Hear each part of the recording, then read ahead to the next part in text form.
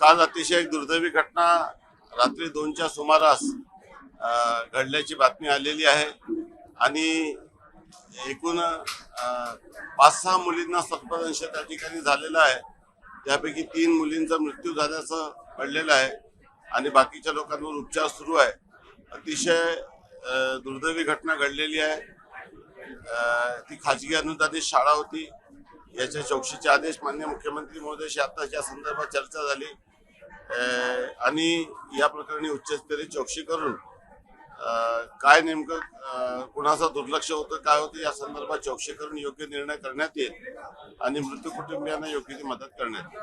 अर्थखात्यावरून रोहित पवार यांनी स्टेटमेंट केलंय. अर्थखातं मिळेल असं राष्ट्रवादीला मिळेल असं त्यांना वाटत नाहीये आणि हळूहळू अजितदादा नसताना त्यांच्या पक्षाची ताकद भाजपाकडून कमी होत असल्याचं रोहित पवार यांच्यामध्ये सध्या स्पर्धा लागलेली आहे. कुठलं तरी स्टेटमेंट करून मीडियाचं लक्ष आपल्या स्वतःकडे आकृष्ट करायचं आणि सातत्याने महाविकास आघाडीमध्ये मी श्रेष्ठ आहे हे दाखवण्याचा त्यांचा प्रयत्न आहे आणि त्या माध्यमातून अशा पद्धतीचे सलग ते वक्तव्य करत असतात आणि समाजामध्ये खोटं भ्रम त्या ठिकाणी निर्माण करत असतात.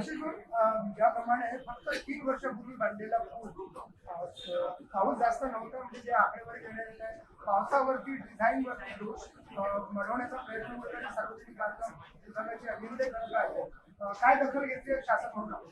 मी स्वतः 14 तारखेला त्या ठिकाणी भेट देणार आहे आणि संपूर्ण प्रकरणामध्ये मी स्वतः या संदर्भामध्ये गडचिरोलीला जाऊन आढावा घेणार आहे आणि त्यानंतर नेमकं या प्रकरणात काय कोणाची चूक आहे की नैसर्गिक आपत्ती आहे की नेमकं काय आहे. कारण की कधी कधी फ्लो खूप जास्त असतो त्यामुळे देखील असं नुकसान होतं किंबहुना काही ठिकाणी बांधकामाचा दोष असतो. नेमकं या प्रकरणात काय या संदर्भामध्ये अहवाल आल्यानंतर भाष्य करेल.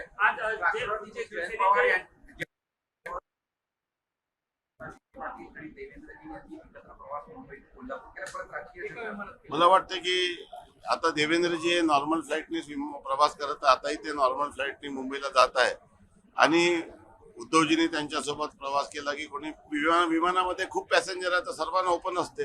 त्यावर आताच माननीय मुख्यमंत्री महोदयांनी आपलं भाष्य केलेलं आहे. त्यामुळे प्रत्येक विषयाचं राजकारण करणे योग्य नाही. आज उपाटा मतलब तुमच्याकडे आलेल्या 6 संदर्भात न्यायालयामध्ये सुनावणी आहे. जी काही प्रक्रिया झालेली आहे ती कायद्याच्या चौकटीत झाली असल्यामुळे त्यांनी त्यांचं काम करावं. न्यायालय आणि लोकसभा स्पीकर या संदर्भामध्ये योग्य निर्णय घेतील. दर महिन्याला उभाटा सेनेकडनं कार्यकर्ते पदाधिकारी तुमच्याकडे येत आहेत तर उभाटा सेनेला रिकामा करण्याचा काय प्रयत्न सुरू आहे? काय झालंय हे प्रत्येकाने समजून घेतलं पाहिजे की पक्ष जे आहे ते कुठल्या लिगसीने चालत नाही. म्हणजे वडिलांच्या मालमत्तेवर मुलांचा हक्क असतो परंतु पक्षावर कार्यकर्त्यांचा हक्क असतो.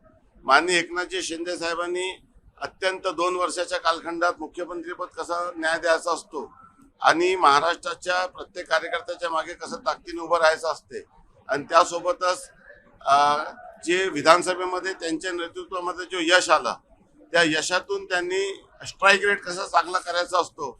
म्हणजे फक्त शिवसेना नाही तर पूर्ण महायुतीमध्ये जो स्ट्राईक रेट त्यांच्या नेतृत्वात मिळाला त्याचा म्हणजे कदाचित त्याचा विसर माननीय उद्धवजी आणि त्यांच्या सर्व टीमला झालेला असावा.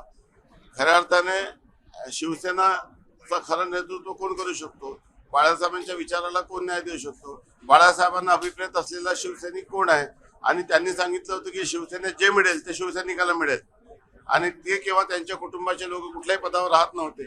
परंतु महाविकास आघाडीच्या सत्ता स्थापनेनंतर वडील आणि मुलगा दोन्ही कॅबिनेट मंत्री झाले आणि अनेक मंत्रिपद हे अपक्षांना त्यांनी दिलं आणि त्यातून 2-2.5 वर्ष मंत्रालयात ते आले नाही. त्यामुळे पक्षाची जी अवस्था झाली त्याला न्याय देण्यासाठी शिंदे साहेबांनी भूमिका घेतली आणि त्यांच्या नेतृत्वामध्ये एक अभूतपूर्व यश तर मिळालंच परंतु पूर्ण महाराष्ट्रात मोठ्या प्रमाणामध्ये टप्प्याटप्प्याने लोक हळूहळू येत आहे. त्यामुळे भविष्यात एकच शिवसेना राहील ती म्हणजे माननीय एकनाथ शिंदे साहेबांच्या नेतृत्वातील शिवसेना. हे आता काळ्या दगडावरची रेखा आहे. भविष्यात हा चित्र आपल्याला दिसेल.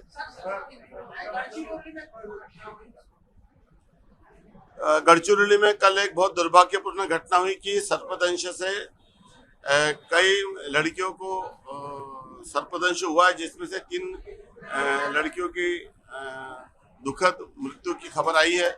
इस प्रकरण की उच्च स्तरीय चौकसी के आदेश दिए गए।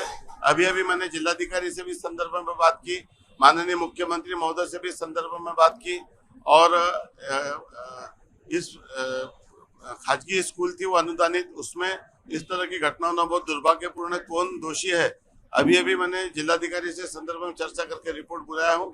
एक प्राथमिक रिपोर्ट मेरे पास आया, लेकिन इनफैक्ट इसमें अगर जिसकी रिस्पॉन्सिबिलिटी होगी वो फिक्स की जाएगी और मृतक कुटुंब को योग्य तो मदद की जाएगी। बहुत दुखद घटना है, हम सब इस दुखद घटना से बहुत ही स्तब्ध है, और मुझे ऐसा लगता है कि पूरे तरह से आश्रमशाला का ऑडिट करना और ज्यादा जरूरी है, और इसमें अगर कोई डिपार्टमेंटल निग्लिजेंस होगा तो उस पर भी एक्शन ली जाएगी।